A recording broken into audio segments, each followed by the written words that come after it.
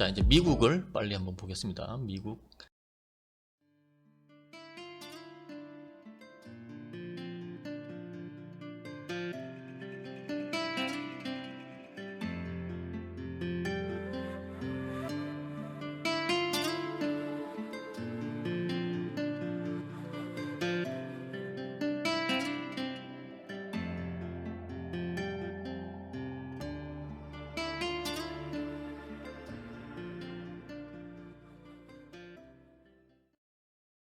뉴스를 계속 올리면서 저는 뉴스를 어떻게 생각하냐면, 뉴스는 퍼즐을 던져준다. 퍼즐을 던져준다. 그러면 받는 사람은 이 받는 사람 누가 받느냐, 그걸 잘 받아서 스스로가 퍼즐을 잘 맞추는 사람이 예상하고 예측하는 어떤 분석력이 좀 커지겠죠. 근데 편향적인 정보를 자꾸 받아들이는 그런 상황은 좀 안 좋은 것 같아요. 지금 빗썸에 XRP 갖고 있는데 스파크 받으려면 어떻게 해야 되는지 좀 더 기다리셔도 될 것 같아요.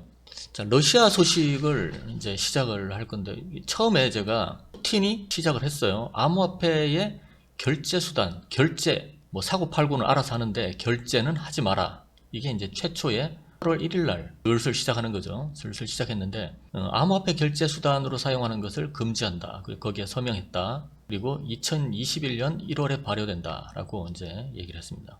과세는 시킨다. 너희한테 세금은 매기지만 결제는 절대 안 된다. 이렇게 얘기했죠.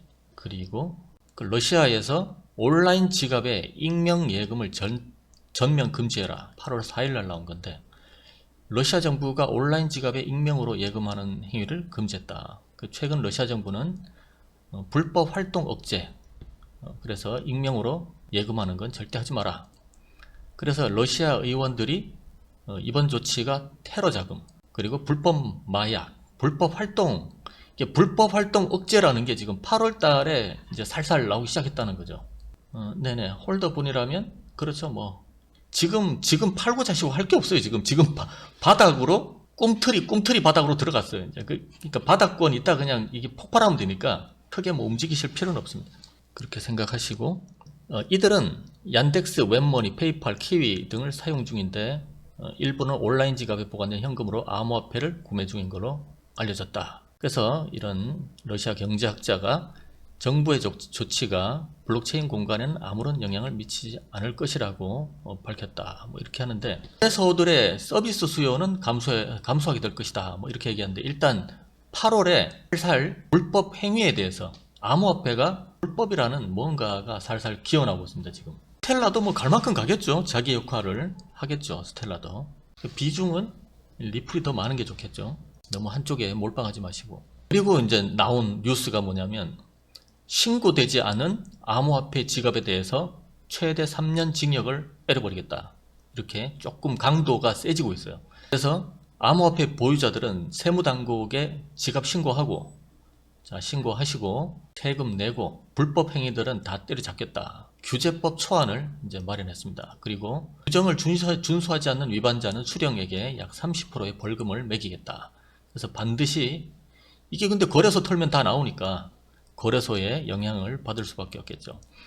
1년 안에 신고되지 않은 암호지갑을 소유하고 있는 경우에는 어떻게 되냐?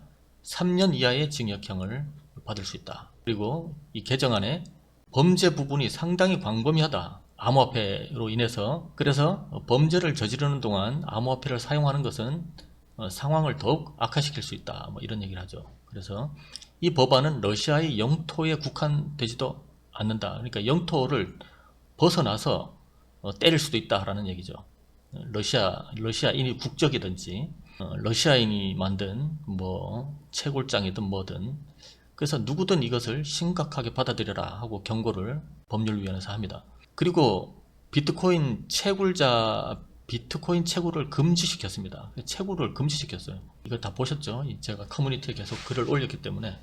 커뮤니티 글입니다, 이게. 그리고 이제 회원 전용이라고 적힌 건 듀얼과 또 브레인방이 따로 있으니까 이렇게 뒤로 내려보시면 이런 보실 수 있는 게 있으실 겁니다. 그래서 그런데 또 그런 말이 나오다가 갑자기 바이낸스 얘기가 나옵니다. 바이낸스. 러시아 통신규제기관이 바이낸스를 블랙리스트에 추가했다라고 소식이 떴죠. 하필이면 바이낸스인가. 이게 제가 퍼즐이라고 했잖아요. 퍼즐. 그래서 뭔가 신문에 뭔가 하나씩 나타나면 조금 주의 깊게 봐야 된다라고 제가 말씀드리고 있습니다. 그래서 이게 금지된 도메인 목록에 포함되었다.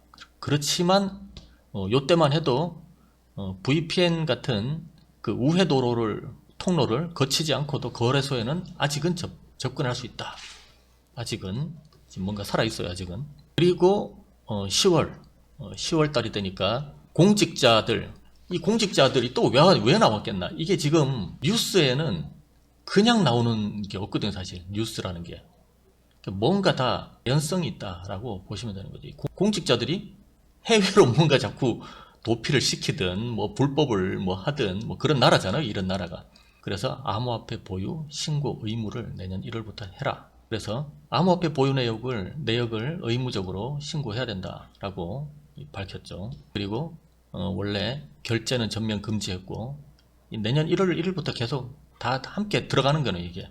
그리고 검찰청은 지난 3년 동안 공직자의 불법 미공개 자산, 이 도대체 이 재산이 어디서 났냐라고 물어도 말할 수 없는 이 불법 재산이 5천억 원이 몰수가 됐어요. 근데 이런 몰수를 하는데 문제는 다 여기에서 나타나더라 이거죠. 그래서 숨기지 말고 내놔라. 그래서 암호화폐 익명성 해제 플랫폼. 그러니까 암호화폐가 익명성인데 그 익명성을 풀어버리겠다. 푸는 플랫폼이 우리는 가동시킬 것이다. 뭐 이런 연방금융감독국에서 이 발표를 합니다. 그리고 P2P 암호화폐 거래소 로컬 비트코인스 거래소인데요. 이게 3대 장외 거래소 중 하나입니다. 이 장외 거래소는 안 그래도 이게 굉장히 거래량이 많은데 이렇게 거래량이 많은 중에 3대다. 거래량이 엄청 많겠죠 이게. 그래서 러시아에서 3대 장외 거래소 중에 하나를 금지를 시킵니다. 그래서 여기는 이제 우회 통로를 거치지 않고서는 더 이상 이용할 수가 없게 됐습니다. 그래서 공식적으로 블랙리스트에 올랐다. 그래서 현재 러시아에서 로컬 비트코인스가 블랙리스트에 올라 핵심 시장 중 하나를 이럴 위험이 있다. 러시아에서. 그러니까 러시아에서 어떻게 꽁냥꽁냥 했었는데 지금 그 통로가 지금 막히게 됐다라는 것이죠.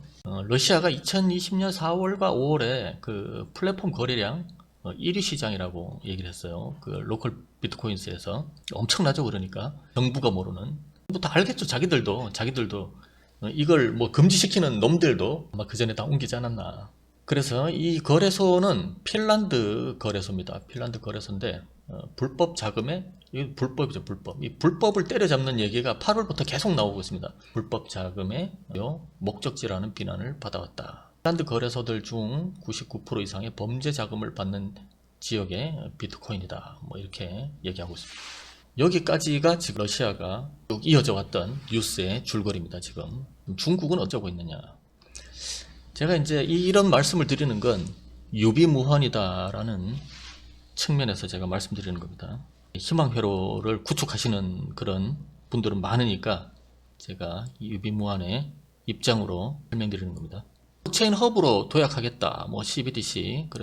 그래서 이제 2022년 동계올림픽을 위해서 여러분들 많이 아시다시피 디지털 위안화를 준비한다. 그리고 베이징이 블록체인의 야망을 앞지르고 있다. 그래서 뭐 이렇게 뭐 어쩌고 저쩌고 블록체인 우리 앞서갈 것이다. 뭐 그래서 여기 보면은 공항에서 블록체인 애플리케이션을 구현하는 것부터 세관, 중소기업, 플랫폼, 시민을 위한 일반 시군 서비스에 이르기까지 지금 블록체인 서비스를 활용하려고 한다라는 거죠. 그래서 이런 뭐 항구와 세관 이런 데서도 신원 인증, 환급 추적 기능 제공할 것이다. 추적. 그래서 환급의 추적 기능을 제공할 것이다. 라고 눈에 띄죠. 이거 지금. 그리고 3개월 전에 또 국경을 초월한 블록체인의 지불 송금 이렇게 이제 뭐 아주 뭐 장밋빛 위안화, 일본 엔화, 원화, 홍콩 달러 등 4개국 동아시아 디지털 화폐 개발 계획을 발표합니다. 그래서 이게 뭐냐면 이제 달러의 대항마로 우리 이렇게 한번 해보자 라는 그런 취지죠. 그래서 기존 금융인프라, 미국의 금융인프라에 대비해서 우리가 뭐 지금의 시대에 맞지 않는 그런 미국에 대비해서 우리가 뭐 이런 저런 걸 해보자. 그래서 지금 달리고 있죠. 지금 CBDC도 만들고 달리고 있는데 중국도 저번 달부터 이제 이런 얘기가 나오고 있습니다. 이제 중국 시민들은 작년에 500억 달러의 암호화폐를 해외로 밀반출했다. 이게 문제를 지적을 하죠. 이제 정부에서. 그 중국인들이 자본 한도를 위반할 가능성이 매우 높다. 최대 5만 달러까지 유효화를 살 수 있도록 허용했는데 스테이블 코인 테더를 가지고 돈을 빼돌리는 데 사용을 하고 있다. 이 테더가 이제 등장을 하고 있습니다. 테더. 그래서 중국 시민들이 자본 규정을 위반하고 있다는 얘기를 지금 8, 9, 10 이러는데 이 8, 9월 정도에 이런 불법이다, 뭐 이런 위반이다 이런 얘기들이 좀 솔솔 나오고 있습니다. 지금. 그리고 나서 여기서도 이제 장외거래 얘기를 하죠. OTC 암호화폐 거래가 공격받고 있다. 중국에. 암호화폐 장외거래, OTC가 바로 장외거래입니다. 이 장외거래가 새로운 중국의 자금 세탁 방지 정책의 첫 번째 희생자 중 하나가 될 수 있다. 자금 세탁 방지. 그러니까 지금 자금 세탁 같은 거를 제일 많이 하는 나라가 우리가 뭐 그냥 상상만 해도 중국, 미국, 일본일 것 같은데 자기들이 실컷 할 만큼 하고 지금 이걸 때린다는 건 뭐 숨길 만큼 숨겼고 뭐 했다는 거죠. 지금 위에서는 우리는 다 감췄으니까 이제 뭐 단속하든지 말든지 그래서 이제 지금 꼬리를 자르고 있는데 그리고 신용카드도 자금 밀수에 많이 사용되더라. 그래서 카드와 함께 이 OTC 부분에 이 악영향을 미칠 수 있는 이 부분을 제거하자. 그래서 그 저번에 이제 제가 이 커뮤니티에 글 올려드리면서 저도 조금 의아했어요. 중국 OTC 시장에 그러니까 중국이 2017년에 거래소만 폐쇄되고 OTC 장외거래소는 남아있고 채굴도 남아있고 이 다 남아있었어요. 그 해외로 거래소를 하는 사람 중국인도 남아있고 다 남아있는데 이 거래소만 폐쇄됐지 나머지는 다 살아남았다는 거죠. 그런데 중에 하나를 이제 잘라내기 시작했다. 그리고 OTC 시장에 영향력 있는 인물 중 일부는 이미 수감됐다. 이게 좀 충격이었어요. 저는 언제 잡아갔지? 그러고 뉴스도 뜨지도 않아요. 그런데 이거를 이 내부자 유라는 사람이 이 얘기를 합니다. 이제 그 국내 최대 OTC 플레이어이자 바이낸스 OTC 장외거래의 파트너이자 테더 리미티드의 주주인 자오동의 체포를 확인했다. 이 한 사람을 예를 들어서 OTC 시장에 영향력 있는 인물 중 하나를 이제 얘기를 합니다. 그래서 이게 또 바이낸스가 나오죠. 그래서 바이낸스. 그래서 제가 여러 가지 뉴스 올려드리다가 제가 커뮤니티 게시글에는 조금 중국 거래소 그 OKEX 나올 때 요 밑에 있네요. 그래서 이제 중국의 이 같은 규제는 은행 계좌의 대규모 제한으로 이어질 수 있다. 그리고 13일에 이 기사가 뜨고 난 뒤에 바로 OKEX 창업주가 체포됐다 이거죠. 그래서 뉴스는 그냥 나오는 게 아니라는 거죠. 뉴스는 미디어라는 건 끈이 닿은 뉴스가 있고 끈이 닿지 않는 뉴스가 있는데 이런 건 지금 끈이 닿았다는 얘기죠.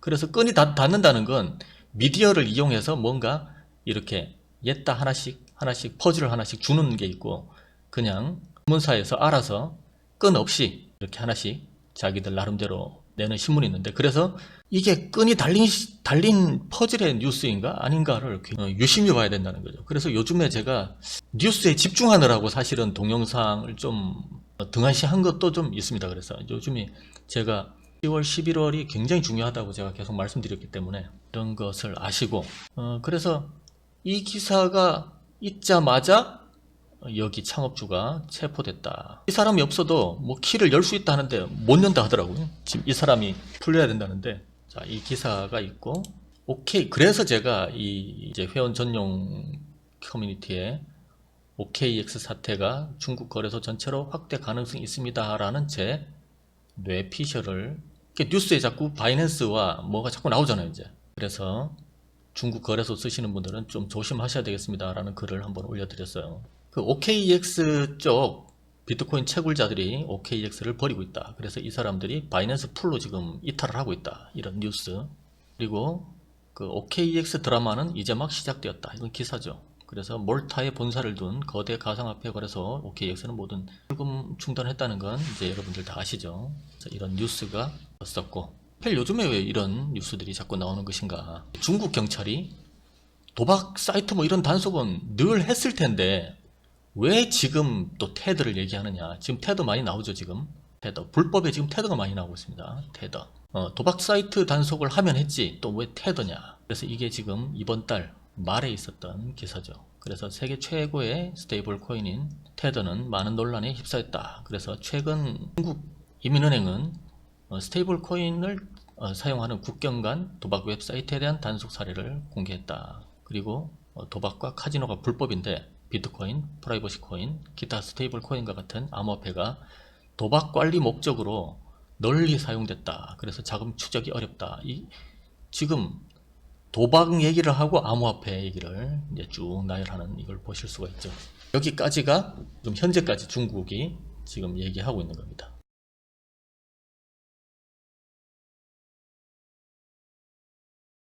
상품선물거래위원회 3개월 전이죠. 2024년까지 디지털 자산의 총체적 법률 체계를 약속한다 이러는데 왜 2024년일까? 이게 지금 유럽에도 유럽 법률안 제정도 2024년입니다. 이거를 돌아서 왜 2024년일까? 한번 우리가 생각해 볼 문제죠. 그래서 이게 규제라는 게 음량이 있습니다.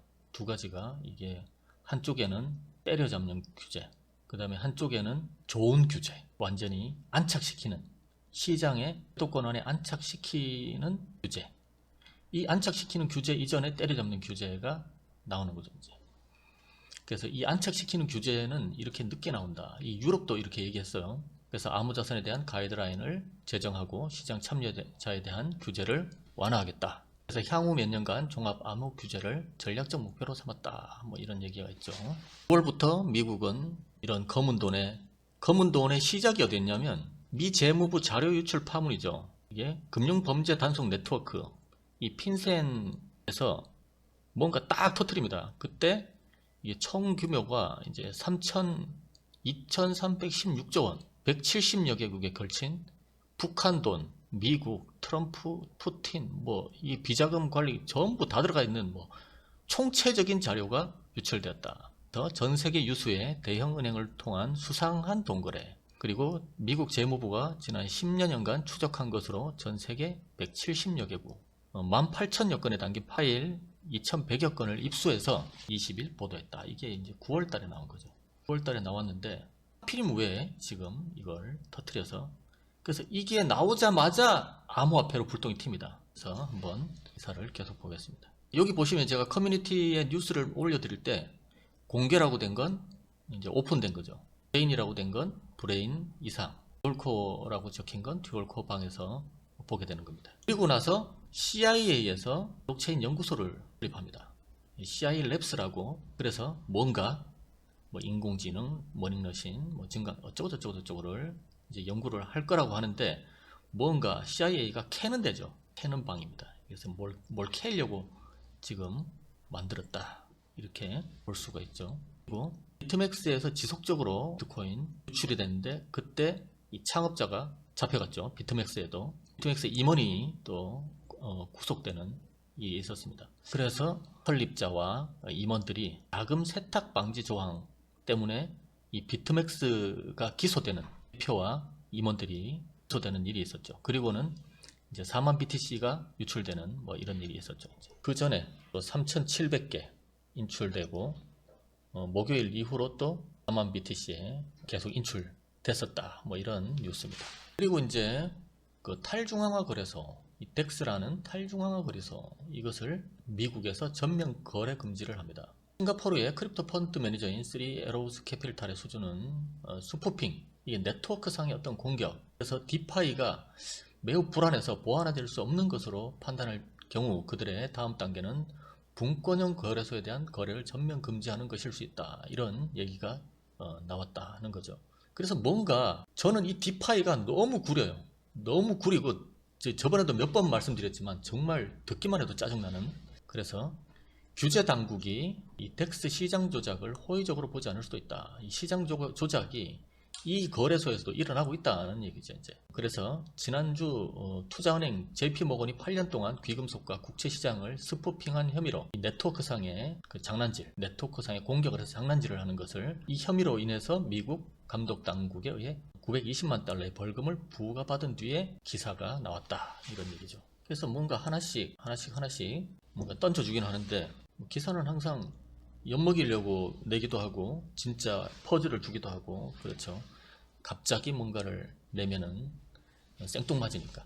그래서 영국이 또 개인 투자자를 위한 암호화폐 파생 상품을 금지했어요. 그래서 파생 상품을 영국에서는 이 금지하는 것을 2주 전에 법안을 마련했죠. 그래서 선물 옵션, 차익 계약, 교환 어려움, 이게 ETN이죠. 이게 다 적용된다. 그래서 이것이 미국이 암호화폐 파생 상품 거래소 비트맥스를 고발한 지 일주일도 안 돼서 이런 영국에서도 나왔다. 이런 얘기죠. 그래서 금융감독원은 아래와 같은 이유를 둡니다. 기초자산의 고유한 특성, 가치평가에 대한 신뢰성이 근거가 없다. 파생상품이 그렇다는 얘기죠.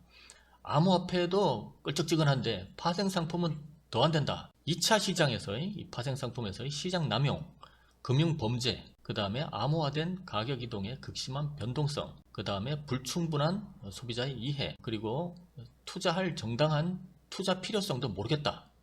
그래서 이 파생 상품을 전면 금지하겠다. 이런 영국의 기사가 떴었죠. 2주 전입니다, 이게. 그리고 SEC 위원이 경고를 합니다. 이더리움의 디파이, 아까 디파이 나왔었죠? 이 디파이 또 나옵니다. 디파이의 토큰이 유가증권일 수 있다. 미국은 자꾸 이 증권이냐 아니냐, 사실은 증권이냐 아니냐, 뭐가 중요하겠습니까? 뭐가. 이게 뭐 코에 걸면 코걸이, 귀에 걸면 귀걸인데, 그러니까 이걸 자꾸 이슈화 시킨다는 것은 뭔가가 있다는 거죠. 그래서 SEC 위원은 다음과 같이 경고한다. 이더리움의 디파이 토큰은 유가증권일 수 있다. 그래서 에어드랍으로 유통되는 토큰도 미국 법상 증권으로 분류될 수 있다. 그래서 에어드랍까지 디파이 토큰이 증권형 금융상품으로 취급될 수 있다. 자꾸 이게 어떤 증권거래위원회에서 그런 얘기를 자꾸 합니다. 유니스왑이나 뭐 스시스왑이나 뭐 이런 얘기를 하면서 저번에 보면은 이제 이 차트도 엄청 안 좋죠. 이거 뭐 완전히 그냥 무슨 쓰레기 차트로 만들어놔가지고 가격도 안 좋은데 그런 어떤 혐의를 지금 대고 있죠. 증권. 디파이의 어떤 증권. 지금 처음에 러시아, 중국, 지금 미국 차례입니다. 미국을 하고 있는 중에, 그리고 2주 전에 또 공공안전에 중대한 문제를 제기한다. 법무부가 또 이 암호화폐가 아동 성학대라든가 공공안전에 중대한 도전을 초래한다. 이렇게 국제 성명을 발표했습니다. 그래서 공공안전에 심각한 위험을 야기하는데 통신자와 수신자만이 데이터 접근할 수 있는 암호화폐에는 중대한 범죄 조사와 국가 안보를 보호하는 법 집행을 손상시켰다. 이게 손상시켰대요. 암호화폐는 가만히 있었는데 뭔가 손상이 됐대요. 그래서 아동 성착취, 학대, 폭력범죄, 테러 선전 등 이런 거에 암호화폐가 쓰인다는 얘기죠. 그래서 암호화폐가 위험한 물건이다 라고 미국 법무부가 2주 전에 좀 얘기를 하고 있습니다. 이게 경고를 하는 건지 뭘 하는 건지. 그래서 미 법무부 문서에 따르면 자금 세탁 혐의자가 테더를 사용하여 미국 관리에게 뇌물을 주려고 시도했다. 그래서 이 뇌물 사건, 뇌물로 테더를 줬다. 그래서 이제 테더 또 나오죠. 테더, 디파이 뭐 이런 식으로. 그래서 여권을 15만 달러에 사겠다고 제안해가지고 꼬셔가지고 그 사람들을 체포했다. 그래서 1000테더, 4000테더 이렇게 송금했습니다. 그래서 마약 유통, 음모, 돈 세탁, 뇌물수수, 신원, 사기 미수 등이 피고인들이 받았는데 최소 10년 이상의 징역형을 받을 수 있다. 이런 뉴스가 있었죠. 그래서 저는 이 공유를 혹시 이건 테더 붕괴? 뭐 하나의 시나리오죠. 그래서 암호화된 비트코인은 테더에게 단단히 묶여 있는데 지금 비트 마켓은 죽었습니다. 거의. 누가 비트로 코인을 사나요? 거의 조작이죠, 조작. 비트 마켓은 지금 조작으로 이루어졌습니다. 이거 지금 테더로 다 사지 지금 비트로 비트 이더 마켓이 거의 다 죽었죠. 테더가 이미 법적 조치에 직면해 있는데 지금 IP넥스, 이게 이제 테더를 비트파이넥스에서 만들었죠. IP넥스가 관리를 하고 있는데 이렇게 묶어가지고 소송을 제기할 수 있는지 질문을 했어요. 이 규제기관이 이걸 지금 상대로 소송을 할 수 있느냐? 그랬더니 이미 진행 중이라고 말했어요. 이미 진행 중. 이게 1주 전입니다. 1주 전에 규제기관이 이거를 지금 소송할 수 있냐 했더니 이미 진행 중이래요. 이게 지금 굉장히 중요한 문제죠. 지금 스테이블이죠. 스테이블인데 지금 불법 운영에 대한 어떤 부분을 이걸 얘네들을 상대로 다른 규제기관이라고 나와 있습니다. 원래 지금 하고 있는 소송들이 있어요. 이 소송들이 있는데 향후, 그러니까 이후에 다른 규제기관이 테더, 비트파이넥스, 아이피넥스를 상대로 소송을 제기할 수 있느냐 하니까 이미 하고 있대요. 우린 모르고 있는데 잘 모르겠어요. 이제 이거에 대해서 자세한 또 뉴스가 나올란지 모르겠습니다. 그래서 이제 CFTC와 다른 감독 당국이 테더를 타깃으로 한다고 가정할 때 이 혐의의 결과, 특히 유죄 판결의 결과는 급물살을 탈 수 있다. 실제로 비트맥스 CEO 헤이즈, 이런 사람들은 은행 비밀보호법 위반 혐의로 최대 5년의 징역형을 이렇게 실제로 받을 수 있는데 얘네도 급물살을 탈 수 있다. 이런 얘기죠. 그래서 여기에 이 기사에 나온 내용은 테더 폐쇄의 영향에 대해서 지금 얘기를 하고 있는데, 뭐 기자의 어떤 뇌피셜인지 아니면 뭔가의 퍼즐의 한 조각인지 우리는 아직은 알 수 없습니다. 아직은 알 수 없는데, 그래서 혼자 뭐 공상을 한번 한 적이 있어요. 테더의 붕괴? 의심? 뭐 우리는 하도 뭔가를 많이 당해봤기 때문에 제가 이러는 게 그냥 당연한 거예요.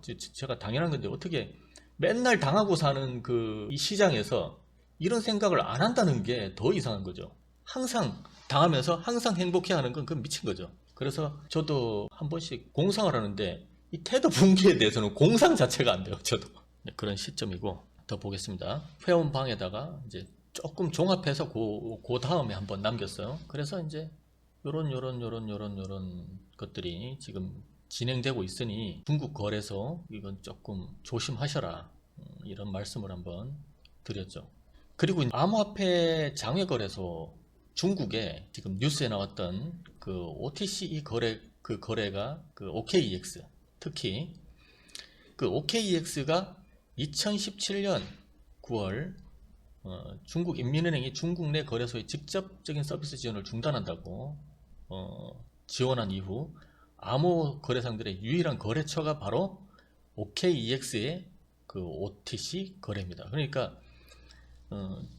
중국의 엄청나게 큰 그 투자처라고 보기는 뭐하고 거래처가 사라졌다는 얘기죠. 지금 그런 내용들입니다. 요걸 한번 보시면 테더에 대한 얘기가 이제 금융범죄단속 네트워크 핀센에서 우리는 정식 등록이 돼 있다. 우리가 불법으로 하는지 안 하는지 뭐 거래 행위가 다 이게 뭐 보고된다. 이렇게 테더는 우리는 별 그게 없다. 그 얘기를 했어요. 돈세탁이나 테러 자금 조달에 연루됐는지 여부에 대해서 우리는 감독을 받고 있으니까 아무 문제가 없다. 그런데 비트코인 시세 조작설, 그 다음에 2017년 상품거래선물위원회와 함께 이 사건에 대한 수사를 처음 시작했다. 그래서 테더, 비트파이넥스와 테더가 뭐 거래량 조작하고 뭐 투자자 참여 유도하고, 그래서 2017년 어떤 폭동 때 너희들이 어떤 속여서 가격 상승을 조작하지 않았느냐, 뭐 이런 게 조사를 했었죠. 그런 얘기입니다. 지금 뭐 그런 얘기. 그래서 집단 소송에 나온 원고들이 있었죠. 그래서 어느 대학교 연구진이 발표한 논문도 있습니다. 그래서 아민 샘스 교수가 비트코인 가격과 스테이블 코인의 상관관계 뭐 이걸 얘기하면서 이 테더 때문에 우리가 2017년 그 엄청난 거대 상승을 하면서 2만 달러까지 가면서 비트코인 가격 급등의 원인으로 작용했는데 저것들이 조작했다. 이런 테더에 대한 의구심. 그리고 나서 요즘에 또 뭐가 나오냐면 이 암호화폐를 가장 많이 쓰는 사람들이 그 이주민들이거든요. 이주민들, 노동자들. 그래서 비트코인은 서류 미비 이민자들이 집으로 돈을 보낼 수 있도록 돕고 있다. 이게 이제 23일 날 나온 건데, 세계은행에 따르면 송금 시장이 6조 달러입니다. 6조 달러인데 가장 많이 보내는 사람들이 이민자거든요. 그러니까 아메리칸 드림, 여기에 이민자들인데 이 비트코인이 없다고 하면 돈을 집으로 돌려보낼 방법이 없습니다. 거의 막 악몽이라고 하고 있네요. 그래서 그것을 특히 송금하기 위해 추가적인 법적, 재정적 장벽이 있습니다. 그러니까 서류 미비로 인해 가지고, 사실 우리나라 같은 경우에는 국민 거의 대다수가 신용이 있지만 이 사람들이 지금 신용이 높지 않다는 얘기죠. 그래서 이거를 해외로 돈을 전송하거나 송금하고 할 때 굉장히 힘든데, 이 놀라운 구세주가 바로 비트코인이라는 거죠. 그래서 멕시코라든가 남미라든가 뭐 이런 곳에, 미국에서도 많이 돈을 보내고 있는 사람들이 있다. 그리고 아르헨티나에서 베네수엘라, 이 같은 이렇게 선진국이 아닌 나라에서도 송금 시 페이팔, 웨스턴 유니온, 머니그램이 작동하지 않는다. 그래서 지금 암호화폐가 실질적으로 전송수단이 되는 사람들이 굉장히 많다라는 거죠. 그래서 이게 문제가 될 경우에는 송금 시장의 주류가 위협을 당할 수 있다. 위험하다라는 거죠. 이런 기사들이 한 몇 건 있습니다. 쿠바 25%를 커미션을 주면서도 비트코인 송금으로 전환을 했다. 이게 27일 오늘 기사는. 그래서 25%의 수수료를 받는 중간 상인들, 그리고 자전거 배달도 있다. 그래서 쿠바에 제재를 가한 후 58년간 경제 봉쇄 이런 것 때문에 지금 안 된다는 거죠. 다른 것들이 지금 지불 시스템이 지금 안 되고 있다. 그런데 비트코인으로 움직이는 송금 플랫폼 비트레메사스가 국내에서, 국내라는 건 미국이겠죠, 점점 인기를 끌고 있다. 그래서 송금을 직접 전달할 권리를 얻기 위해서 노력하는데 이것이 지금 비트코인이 가장 크다라는 거죠. 그런 기사들. 그런 와중에 지금 뭐가 떴냐면 250달러, 옛날에 지금 300달러였나? 에서 지금 낮췄다. 그래서 250달러 이상의 금액으로 송금한 건 정부 정보를 보고해야 된다. 금융기관에 정보를 보고해야 된다. 그래서 지금 이게 불법에서 시작해가지고 이민자까지 지금 계속 하나씩 이거 포함이 되고 있죠. 지금 포함이 되고 있는데 여기다가 또 이더리움 XRP까지 달러나 테더가 아니라 이더리움 XRP까지 지금 거래를 다 추적하겠다. 이게 아마도 리플사에 이전하고 연관이 저는 없지 않다라고 생각을 하는 거죠. 지금 여러 가지 이유 중에. 그래서 미국 은행 비밀보호법 개정안이 발의된 것은 암호화폐에 대한 규정의 심각성이 증가했음을 의미한다. 심각성, 암호화폐에 대한 규제의 심각성이 증가했다. 심각이 증가했대요. 우리는 못 느끼고 있는데 지금 미국에서는 심각이 증가를 하고 있답니다. 그래서 핀센과 연방준비제도 이사회의 보도자료는 이들 기업이 10월 23일부터 이 제안에 대한 공개 의견을 받을 것이다 라고 발표했습니다. 그래서 공개적으로 얘기해라. 의견을 얘기해라. 국내 거래와 국경을 초월한 거래에 이것이 전부 다 적용될 것이다. 그러면 이게 무슨 탈중앙이라는 거죠. 이 탈중앙이 아니라 정말 엄청나게 지금 이 규제를 통해서 쪼여 들어가고 있다. 그래서 이더리움, XRP와 같은 가상통화 및 디지털 자산과도 거래도 이 규칙을 적용한다라는 것이죠. 그래서 이거는 좀 눈여겨봐야 되지 않겠느냐라는 것입니다. 그래서 여기까지 보고 그 리플사에 대한 걸 잠깐 보면 이 얘기는 뭐 너무나 많이 지금 우리가 하고 있어서 뭐 간단하게 하고 넘어가겠습니다. 그래서 리플사가 유럽이나 아시아로 이전을 검토하고 있다. 떠나고 싶다. 미국이란 나라를. 그 이유가 있겠죠. 그래서 좀 규제 좀 어떻게 좀 해주라. 안 그러면 우리 미국을 떠나겠다. 그래서 미국 법무부가 38종 분량의 보고서, 그래서 비트코인 주소, 지갑, 마이너스 등 기본적인 가상화폐 용어를 설명하는 것으로 이 보고서가 있는데, 그 이제 시작을 해서 쭉 가다 보면 이게 불법적인 악용 사례에 지금 이용되고 있다는 얘기를 지금 하고 있습니다. 이게 지금 연결이 되어 있다는 얘기죠. 지금 이 앞에는 미국 떠나겠다고, 뒤에는 법무부 얘기가 지금 나오잖아요. 이제 그래서 핀센, 은행 비밀, 핀센이 금융범죄 단속 네트워크입니다. 핀센이 은행 비밀보호법 요건을 위반한 혐의로 리플랩스에 건넨 벌금 70만 달러를 거론하고 있다. 이 보고서에도 이게 적혀 있다는 얘기죠. 이 보고서에 리플 이 자식들아, 니네 이거 위반해가지고 70만 달러 때렸었어. 이게 보고서에도 이게 딱 적혀 있다는 거죠. 그래서 미국 법무부는 리플을 범죄 집단으로 지금 이 보고서에 넣어놨다는 얘기죠, 지금. 그러니까 이제 궁뎅이가 지금 들썩들썩거리고 있는 거죠. 그래서 리플은 또 다시 증권거래위원회를 공개 비판을 합니다. 그러니까 발악을 하는 거죠. 왜 비트코인, 이더리움 같은 이런 암호자산은 성장을 우리보다는 좀 놔두면서 우리는 이게 자꾸 이렇게 하냐. 미국이 세계 금융 시스템의 주도권을 빼앗길 위기에 처했다. 좀 잘 좀 해라. 뭐 이런 얘기죠. 그래서 증권거래위원회가 블록체인 공간에서 혁신의 불씨를 부채질하지 못하고 있다. 좀 잘 좀 해라. 이런 얘기를 합니다. 그래서 미국에서는 블록체인과 디지털 화폐 이 모든 것이 이 SEC, 미국 증권거래위원회와 함께 시작하고 끝난다. 이놈들이 다다. 우리는 뭐 아무것도 아니다. 이런 얘기죠. 그래서 중국에 이익을 주는 작업 증명 시스템, 이렇게 POW, 비트코인과 이더리움에게 있는 그 채굴 시스템, 뭐 이런 거는 뭐 아무 말 안 하는데 우리는 왜 이렇게 때려잡냐, 뭐 이런 얘기죠. 뭐 증권이니 아니니 뭐 하면서 그런 불만을 토로하고 있습니다. 그 또 영국, 마지막에 지금 한 얘기죠. 영국은 XRP가 증권으로 여겨지지 않는다. 우리는 영국 같은 데로 갈 것이다. 이런 얘기를 하는데 제가 봤을 때는 일본, 싱가포르가 좀 유력하지 않나.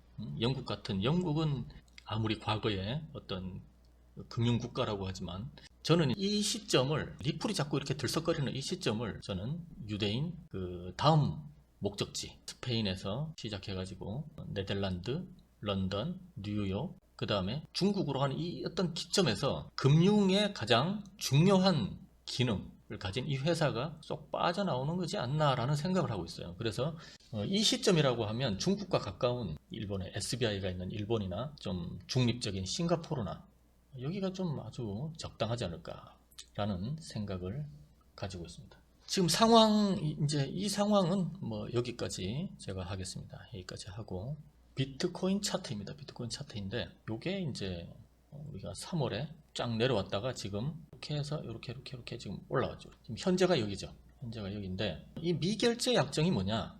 이게 이제 CME 선물의 그 미결제 약정의 총합이 지금 이렇게 돼가지고 간다는 얘기죠. 그러니까 요게 이제 굉장히 어떤 분석적 위치에서 굉장히 중요한 이유는 미결제 약정이라는 건 우리가 CME가 3개월짜리, 6개월짜리, 뭐 12개월짜리 이렇게 있죠. 그러면 이 3개월이 끝나면 롱을 걸었던 사람은 숏을 걸어서 끝내든지 아니면 그 청산할 때 나는 이제 청산하겠어 하고 이제 3개월 끝나는 시점에 그 청산을 하든지 해야 되는데 요걸 안 한다는 얘기죠. 요걸 안 하고 다음 선물로 넘어간다는 얘기죠. 이제 그래서 정산을 안 하고 넘어가는 미결제 약정이 점점 상승을 하면 차트도 상승할 가능성이 많다는 거죠. 이제. 그리고 여기서 3월달이죠. 이만큼 폭락을 했는데 이 폭보다 미결제 약정은 굉장히 적게 떨어집니다.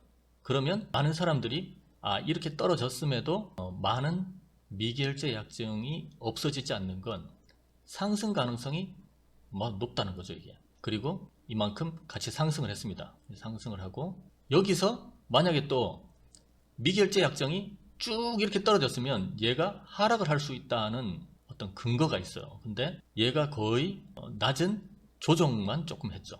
조정을 하고 여기서 엄청난 상승을 하는데 이 중요한 거는 이 미결제 약정이 좀 높아지면 이렇게 청산을 시켜버립니다. 이렇게 청산을 하는 사람들이 많아진다는 거죠. 이제 쭉 내려온다는 거죠. 이 꼭대기마다 이렇게 내려오는데 여기가 이제 8월 됩니다. 8월에 그 이전 고점인데 이전 고점에서 미결제 약정을 청산한 사람들이 굉장히 많아졌다는 거죠. 그게 여기가 높아졌는데 지금 여기보다 더 내려갈 정도로 청산한 자들이 많아졌다. 청산한 거래가 엄청나게 많아졌다라는 걸 지금 뜻하고 있다는 거예요. 이제. 그래서 여기서 여기까지 내려가는데 여기는 올라가요. 그래서 차트가 여기서 올라가는데 여기서 내려가는 어떤 하락 다이버전스스러운 만약에 여기서 조금 더 뭔가를 막 치고 나간다면 여기에는 또 기관들이 많습니다. 그래서 어떤 미결제 약정이 여기처럼 한 요 정도로 이렇게 갔다고 하면 상당히 앞날이 좀 밝다라고 좀 볼 수 있겠지만 좀 더 키워볼게요. 좀 이런 분위기는 아니고 여기서 굉장히 여기서 여기 떨어지는데 여기서 엄청나게 많은 낙폭이 있습니다. 그래서 많은 계좌가 끝내버렸다는 얘기죠. 여기서 끝을 봤는데 사실 저도 이때 당시에는 여기가 그거였나? 라고 저도 생각했어요. 저도 그래서 조금 여기가 더 낮을 수도 있다라고 생각했는데 좀 이만큼 올라왔죠. 지금 이제 이만큼 올라왔는데 여기보다 여기가 더 높은데 지금 미결제 약정은 한참 모자란다 라는 거죠. 그리고 여기서부터 미결제 약정이 고점이 올라가는데 고점이 내리고 있다.